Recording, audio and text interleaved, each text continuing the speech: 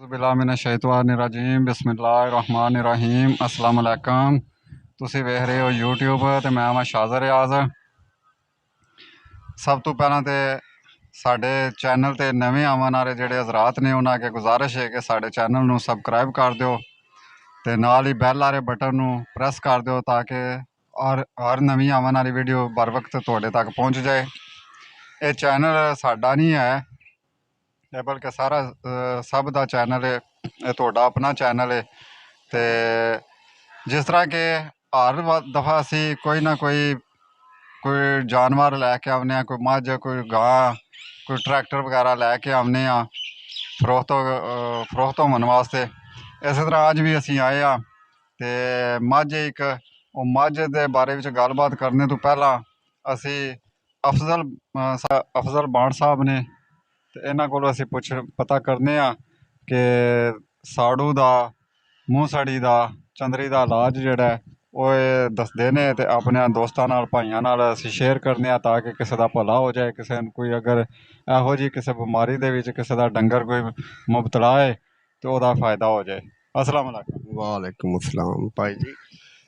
बेहतर इलाज तो ये जमाया जड़ा जींद गंडा अद्धा किलो देसी घ्यो होवे ते एक पा दे करीब जींद गंडा आवे।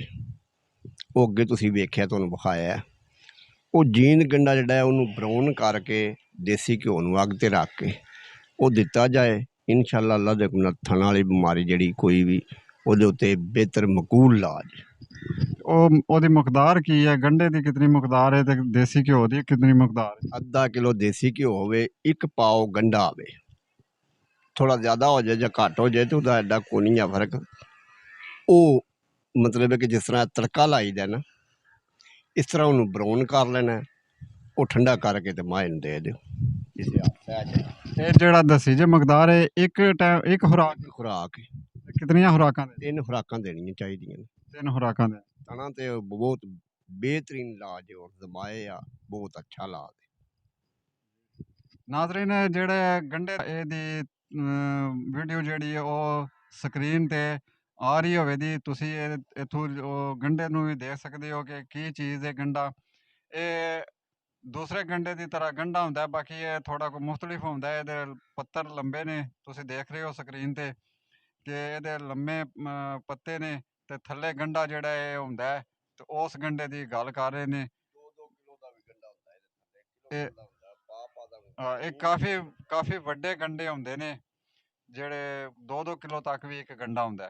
ਤੇ ਚਲੋ ਹੁਣ ਮੱਝ ਦੀ ਤਰਫ ਜਾਂਦੇ ਆ। ਜੀ ਜਨਾਬ, ਮੱਝ ਜ਼ਰਾ ਬਣਾ ਕੇ ਦੱਸੋ। ਮੱਝ ਜੇ ਪਹਿਲੇ ਸੂਏ ਝੋਟੀ ਤੇ ਦੁੱਧ ਜਿਹਦੇ ਕੋਲੇ 10 ਤੇ 12 ਕਿਲੋ ਬਗੈਰ ਵੰਡੇ ਦੀ। ਠੀਕ ਹੈ। ਇਹਦੀ ਖੁਰਾਕ ਜਿਹੜੀ ਹੈ ਪਾ 1.5 ਪਾ ਤੇਲ, ਅੱਧਾ ਕਿਲੋ ਦੁੱਧ ਪਾਉਂਦੇ ਜੇ, ਉਹ ਦੂਏ ਤੀਜੇ ਦਿਹਾੜੇ ਦੇ ਸਕਦੀ। ਇੱਕ ਰੂਟੀਨ ਨਾਲ ਮੱਝ ਦੁੱਧ ਦੇ ਰਹੀ ਹੈ ਤੇ ਨਾ ਇਹਨੇ ਪਹਾੜੇ ਪੈਣੇ ਦੀ ਜਿਹੜੀ ਕੀਤੀ। ਹੁਣ ਪਹਾੜੇ ਪੈ ਗਈ, 5 ਮਹੀਨੇ ਦੀ ਸੂਈ ਹੈ। ਅੱਖਾਂ ਬੰਨ ਕੇ ਜੁੱਟ ਪਾ ਕੇ ਹੇਠ ਬੋ 2 ਮਿੰਟ ਬਾਅਦ ਮੱਝ ਮਿਲੀ ਜਾਂਦੀ ਹੈ। ਤੇ ਇਹਦੀ ਡਿਮਾਂਡ ਕੀ ਹੈ? ਡਿਮਾਂਡ ਇਹਦੀ 2.5 ਲੱਖ ਰੁਪਈਆ। 2.5 ਲੱਖ ਤੇ ਅੱਗੋਂ ਬਣੀ ਸ਼ਨੀ?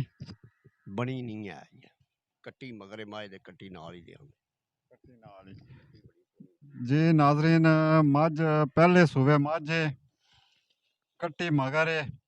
ਦੁੱਧ ਜਿਹੜਾ ਦੱਸ ਰਹੇ ਨੇ ਉਹ 10 ਤੋਂ 12 ਸੇਰ ਦੁੱਧ ਤੇ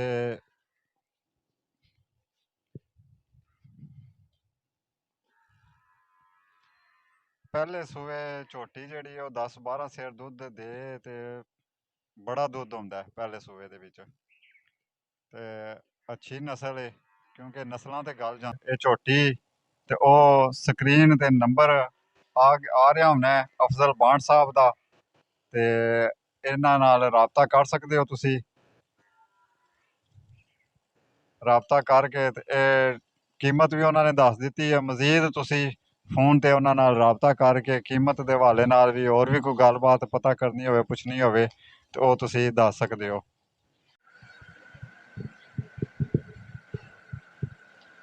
जी ए कट्टी है नाजरीन, माशाल्लाह कट्टी भी ਚੰਗੀ ਸੋਹਣੀ ਹੈ ਤੇ ਕੱਦ ਬੁੱਤ ਵੀ ਠੀਕ ਹੈ। ਇਹਦੇ ਤੋਂ ਜ਼ਾਹਰ ਇਹ ਹੁੰਦਾ ਹੈ ਕਿ ਮਾਂ ਕੋਲ ਦੁੱਧ ਹੈ ਇਹ ਜਿਹੜਾ ਕੱਟੀ ਨੇ ਪੀਤਾ ਹੈ, ਤੇ ਉਹਦਾ ਕੱਦ ਬੁੱਤ ਦੱਸਦਾ ਪਿਆ।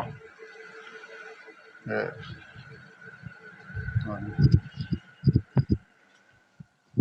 ਜੀ ਨਾਜ਼ਰੀਨ, ਮੱਝ ਵੀ ਦੇਖ ਲਈਏ, ਤੁਸੀਂ ਕੱਟੀ ਵੀ ਦੇਖ ਲਈਏ। ਸਕਰੀਨ ਤੇ ਅਫਜ਼ਲ ਬਾਂਡ ਸਾਹਿਬ ਦਾ ਨੰਬਰ ਆ ਰਿਹਾ ਹੋਵੇਗਾ। ਇਹ ਪੁੱਲਾ ਪਿੰਡ ਲਾਲਾ ਮੂਸਾ ਤੋਂ 7-8 ਕਿਲੋਮੀਟਰ ਦੇ ਫਾਸਲੇ ਤੇ ਵੇ, ਉਮਰ ਚੱਕ ਰੋਡ ਤੇ ਪੁੱਲਾ।